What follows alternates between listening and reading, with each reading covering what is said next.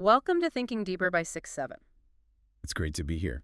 I want to start today by kind of flipping the script on how we usually view the history of the world. Okay. Normally, when we talk about the history of ideas, we frame it as this, this binary battle. You have religion on one side and atheism on the other. Right. Believers versus non-believers. Exactly. God versus no God. It's the standard story. But today, we're unpacking a source from the sociologist Ali Shariati, his work, Religion versus Religion. And he argues this entire framework is, well, it's just a lie. That's a pretty provocative way to start, isn't it? It's absolutely mind-bending. Yeah. Shariati says the history of humanity isn't a war between religion and non-religion. It's a civil war within religion, a war that's been raging for 40,000 years. On one side, you've got the religion of revolution, which he calls Tawhid, and on the other, the religion of the status quo, or shirk. And honestly, once you see history through that lens, you just can't unsee it.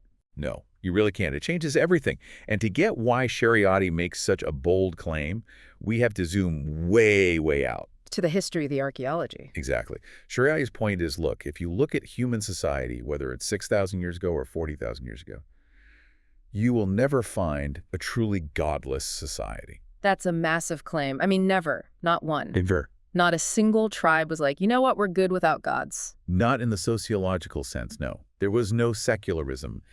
Every single civilization, every tribe, every city was built around a temple or some sacred center. So religion was the identity. It was the core identity, the very idea of a universe without a divine force. It just didn't exist in the human consciousness back then. So this notion that prophets like Abraham or Moses came down to convince atheists that God exists, Shariati says that's historically impossible. Because there weren't any atheists to convince. Precisely. Everyone believed in the supernatural. So the fight wasn't believe in God. The fight was which God? And more importantly, what does that God actually want from us? Okay, so let's unpack that because it means we have to redefine some words we think we know. If the prophets weren't fighting atheists, who were they fighting? And this brings up the idea of kufru. Right. Now today, we translate kufr as disbelief or atheism, but Shariati says that's a huge mistranslation. It is. It completely hides the real history. He goes back to the etymology, the root of the word itself. Okay. In Arabic, the root kfr actually means to cover something up. He uses this great agricultural analogy. Think of a farmer planting a seed. Right. When the farmer covers that seed with soil, that act is technically kuf. It's a covering. So a kafir isn't someone who's ignorant or just doesn't know? No, and that is the critical distinction. A kafir is someone who knows the truth but actively works to cover it up. Wow. So in religious history, the kafir wasn't an atheist. It was someone who covered the truth of religion, which is justice, with a false religion. They were fighting very religious people who used religion to justify oppression. That's such a heavy realization. So the enemy isn't the non-believer. The enemy is the manipulator. A hypocrite, exactly. The enemy isn't the guy who says, I don't believe in your God. The enemy is the guy who says, I believe in God, and then uses that belief to crush people. The enemy was the corrupt priest, the tyrant claiming divine right. That's it. I really want to get into exactly how they do that, because Shariati's triangle of oppression is fascinating. But just before we get there, I want to take a quick moment. If you like my channel, please subscribe and press the like button. It really helps us keep these deep dives coming. So, okay, we've established that atheism wasn't the historical enemy. Now we have to look at what was. Yeah. And this gets us into shirk and tawhid. Right. Shirk is, polytheism, worshiping idols, and tawhid is monotheism, one God. But for Shariati, these are sociological terms, not just theological. He's not just counting gods, is he? No, not at all. He's analyzing power, and that's the brilliance of it. He argues that shirk, polytheism, isn't just about a stone statue. It's a socio-political structure. Well, think about it. If you have a pantheon of gods, you have a hierarchy in heaven. A king god, a warrior god, a servant god. And that hierarchy in heaven justifies the hierarchy on earth. Exactly. Many gods means many masters. Shirk is the religion of the multitude. It legitimizes a divided society. Master and slave. Ruler and ruled. It's all divine will. I'm rich because my God is stronger than yours. Precisely. And the source mentions Sassanid Iran as a perfect example of this. Yeah, that was vivid. You had the priests, the royals, the farmers, and they literally had different sacred fires. You couldn't move between classes because the gods, the fires, had decided your place for you. So in that context, Tawhid, the belief in one God, is not just a mathematical fix, it's a revolution. It's the ultimate revolution. Because if there's only one creator, Then we're all equal. we are all created by that same hand, so we're all equal. Tawhid just destroys the justification for hierarchy.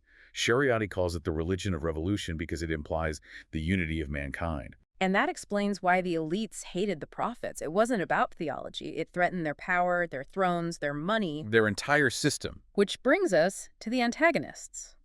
Shariati identifies this triangle of oppression that shows up again and again. Yes, he uses these archetypes from the story of Moses, but they're universal. First, you have Pharaoh. Political tyranny, brute force. Right. Then you have Karun, or Korah in the Old Testament. The capitalist. The hoarder of wealth. The embodiment of economic oppression. But the third one, he's the most insidious. This is where the whole thesis really shines. The third figure is Balaam-Ibor. The corrupt clergy. The religious leader, the intellectual who sells out. Balaam knew the truth, but he used his religious authority to legitimize Pharaoh and Karun. This is the character that Shariati seems to have the most venom for. Because he's the most dangerous. Pharaoh uses a whip, Karun uses money, but Balaam, he uses your mind, your spirit. He uses religion as a drug. The opiate version of religion. Yes. This is the religion that tells the poor, it is God's will that you're starving. Be patient, don't fight back, suffer now, and you'll get paid in heaven. Wow. So he's basically saying that Karl Marx was right about that kind of religion. Shariati says it explicitly. He says those intellectuals who call religion an opiate are absolutely correct if they're talking about the religion of shirk. That religion is a drug. It's designed to paralyze you. But his point is that this isn't the only religion, that's the counterfeit. Right, that's the corruption. The true religion, the religion of revolution, is the exact opposite. It's not an opiate, it's a stimulant. It wakes you up and demands you fight for justice now. There's a fascinating bit in the source where he talks about the economic side of this. It's not just about prayer. He points out something about the language of the Quran I'd never seen. Oh, it's a stunning observation. He says that in verses dealing with social and economic issues, the words Allah and al-Nas, meaning the people, are often interchangeable. Interchangeable? How does that work? Well, look at the phrases. When the text talks about lending to God, does God need a loan? No. It means lending to the people. When it says God's property, it doesn't belong to the priests. It's public wealth. It belongs to the people. So public property is God's property. Exactly. Steal from the public, you're stealing from God. And this isn't just some clever wordplay. Shariati points to the companion, Abu Dar, to prove it. Right, Abu Dar. Yeah, he was fiercely against the accumulation of wealth. He saw the elite hoarding money while people were hungry. And he didn't just pray, he protested loudly. There's that incredible quote from him in the text. I am amazed at the man who has no food in his house and does not march on the people with his sword drawn. I mean, that is the essence of the revolutionary religion. It's not passive. It's an aggressive demand for rights. Abu Dar is saying poverty isn't God's will, it's a crime. And you have the right to fight back. It's just such a stark contrast. One religion tells you to accept poverty, the other tells you to draw your sword against it. And this leads right into what Shariati calls the intellectual's mistake. Yeah, because today, the enlightened class, academics, they tend to despise religion. They see it as the enemy of progress. And Shariati's response is, they're half right. They look at history and they see the church in the Dark Ages, they see the caste systems, they see the religion of the status quo, and they hate it. As they should. As they should. Shariati says any thinking person should hate that religion. But their mistake. Is throwing the baby out with the bathwater? That's it. They confuse all religion with that specific corrupted version. They don't see that the prophets Moses, Jesus, Muhammad were the original freedom fighters against those very systems. So by rejecting religion wholesale, intellectuals are actually rejecting one of the most powerful tools for liberation in history. That's his argument. You can't mobilize a traditional society with abstract philosophy. You mobilize them by showing them the revolutionary core of their own faith. But there's a tragedy here, right? Because history shows that the good religion doesn't always stay that way. And this is maybe the most insightful part of the text, the concept of hidden shirk. Hidden shirk.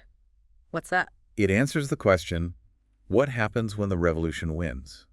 What happens when the prophet's message becomes the dominant power? The bad guys don't just disappear. No, they adapt. The establishment, the pharaohs and Karuns, they can't fight the new religion from the outside anymore. So they join it. They convert. They put on the cloak. They grow the beard, learn the prayers, build the churches.